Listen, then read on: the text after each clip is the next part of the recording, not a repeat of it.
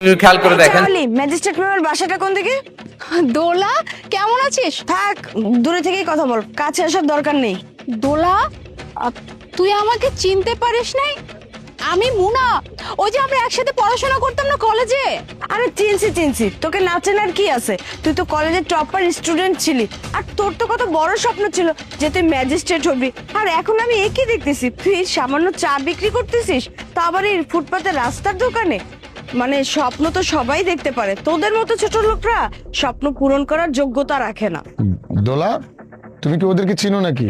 মানে ওরা কারা, আর ওই ছেলেটা কে?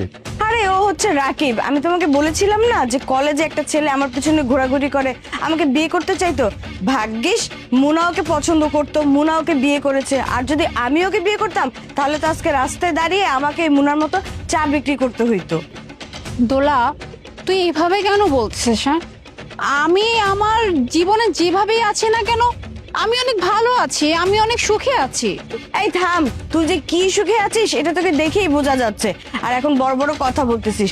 শোন, সুখ না টাকাতেই আছে, এই বড় বড় কথার মধ্যে না কোনো সুখ নাই। আর আমাকে শেখাস না যে কোনটা সুখ আর কোনটা দুঃখ, ঠিক আছে?